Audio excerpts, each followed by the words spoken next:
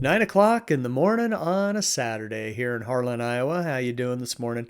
Hope things are going very well for you. It's going to be beautiful here, and hopefully it's going to be beautiful where you are as well. We're sitting at 60 degrees and a high in the 70s. It's going to be great. So a lot of the country with some very good weather, but there are some concerns in some spots. Specifically, Eastern Washington, excessive heat warning. Also, parts of Idaho into northern Nevada. We have heat advisories for parts of California, also along the Texas Gulf Coast, Florida, Georgia, with some of that heat advisory action going on, even parts of South Carolina, despite the chance of rain. Some flood warnings going on for South Carolina as well. And it's not just the rivers in North Carolina. We've got some heavy rain for the next couple of days possible as well. We'll show you that here in just a little bit. And all the way up in northern New York, flood warning going on there. Here's what's going on at the surface. There's your heavy rain for the Carolinas into Virginia along that front, stationary front there, focusing those showers. Scattered showers down into Florida. Scattered showers from Texas all the way through parts of the Central Plains into the Rockies, the Four Corners, and up into even the Pacific Northwest, especially Oregon and Washington in the Cascades. Then don't forget the Great Lakes for Michigan as well. Excuse me. All right, for tomorrow, we continue with heavy rainfall for the Carolinas, scattered showers further south and along the Gulf Coast, then into the Central Plains, the northern, southern South Plains, and into the Central Plains. Your focus for heavy rainfall, Kansas, Missouri, Oklahoma, and Arkansas, where those states meet. And then we continue with monsoon, scattered showers and storms for the Four Corner states, and then up into Wyoming, Montana, and even Washington along the Canadian border. Your back to work forecast for Monday. Less rain for the Carolinas. They'll take that, but still some scattered showers possible. Scattered showers up in New England. Back down through Florida again. Central Plains into the Midwest. Scattered showers and storms through the Rockies up into Montana, over to Idaho, parts of Oregon and Washington, and the Four Corners still looking at monsoon. I love this map. I should be doing it more often. But this will get you through the weekend. Here's where and how much rain we're expecting through Monday morning. So this is your 48-hour precipitation ending Monday morning, 8 o'clock Eastern time. And there is your heavy rainfall for the Carolinas. For eastern North Carolina, we're looking at 2, maybe 3 inches in places. A little less for South Carolina, but still, a lot of places with 1.5 to 2 inches of rain. And even down in Florida, you can see areas down there that are over 2 inches. For Oklahoma, we're looking 2 to 3 inches there, up there near Tulsa. Into Kansas, a good couple inches of rain. Same for parts of Missouri. Into Arkansas, the natural state. Then as you get into the Four Corners, monsoon is being good. 1/2 inch to, in some places, 1.5 inches, even 2 inches of rain for parts of Colorado. And you get up into South Carolina and Nebraska even. Some pockets approaching 1.5 inches to 2 inches of rain here. And then up in the Great Lakes, up into Canada, parts of New York State, looking at 1.5 inches, 2 inches of rainfall. And on the Canadian side, north of Ohio and east of Battle Axe, Michigan, you see a little pocket there, about 1.5 inches of rainfall as well. So I really like this map. Probably use it a little bit more often. You can see even some light showers in the Cascades of Oregon and Washington. All right, let's take a look at this map. Now, I have some complaints here. First of all, we have all this red. It is so hard to see those temperatures. And these are only 70s, so I don't know why they're painted in red. So yeah, 70s right here. These are current temperatures, by the way, maybe an hour or two ago. So Omaha, probably the closest reporting station to me, at 60 degrees an hour or two ago. I'm at 60 degrees currently right here.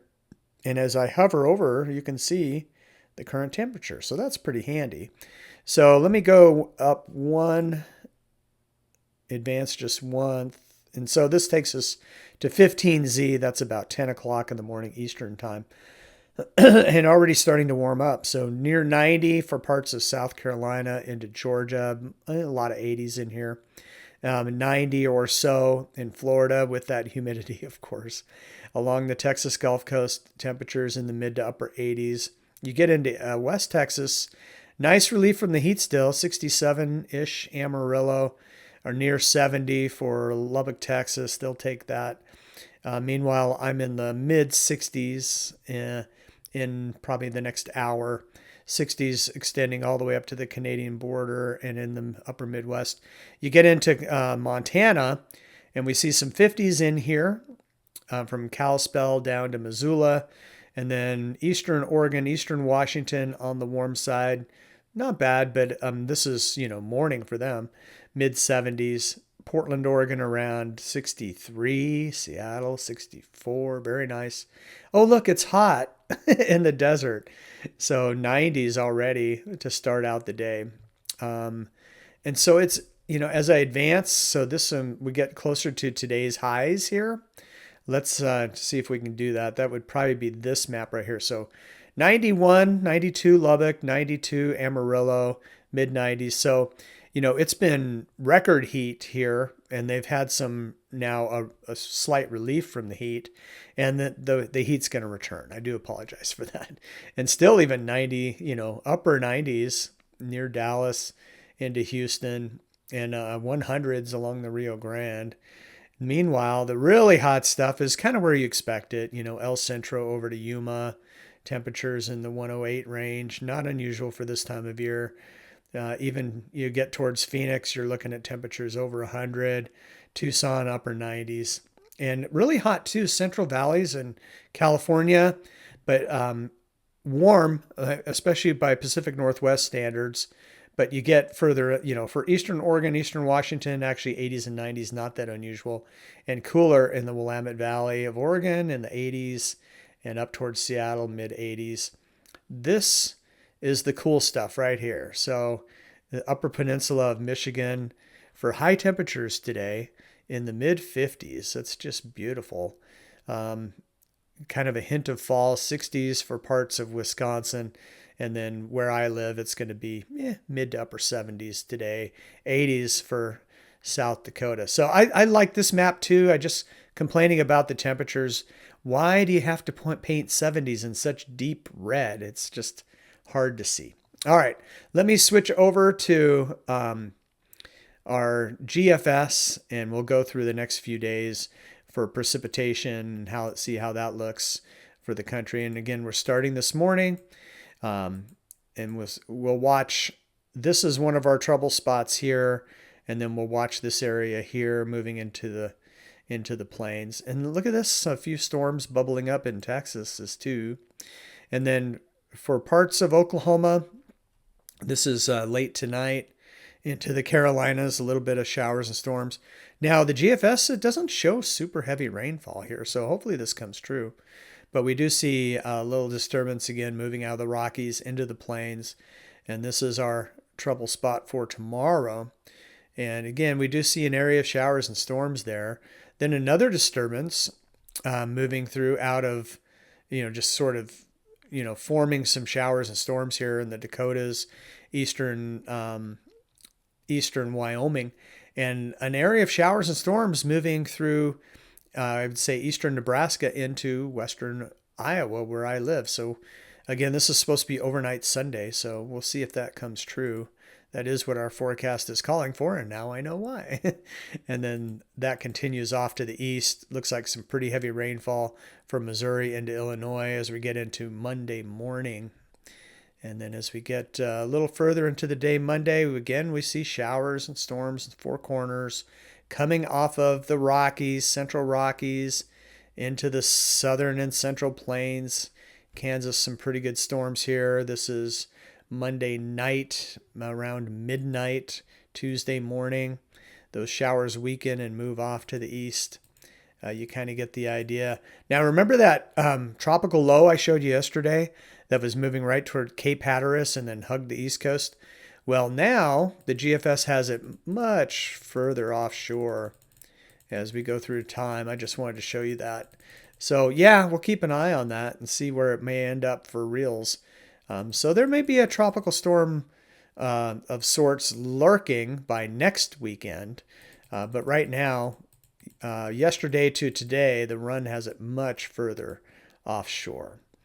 All right, let's take a look at the 6 to 10 day temperatures and precipitation to see what those trends are for the next week and a half. And yeah, the heat returning for Texas and the central part of the country, and the cool spots on the coasts. And this is again effective from Wednesday of this week until Sunday of next week, 6 to 10 days. And your precipitation, dry, Texas, Oklahoma, Arkansas, Louisiana, into Mississippi, and dry for Nevada and parts of California. And the wettest parts from, say, Utah, Colorado, up through Wyoming, western Nebraska, South Dakota, North Dakota, and western Minnesota. But above average chances of rain from the Central Plains into the Midwest and over to the East Coast as well. You as well, Pacific Northwest. So there you go. Just kind of a look at the weather. It gets you through the weekend and into next week. Again, beautiful here in the Midwest and the Northern Plains, and hopefully where you are too. Temperatures are pretty comfortable even down in parts of the South from Tennessee into Mississippi and stuff. So enjoy it, and we'll keep you posted as we go. Thanks for tuning in, the Weather Mike.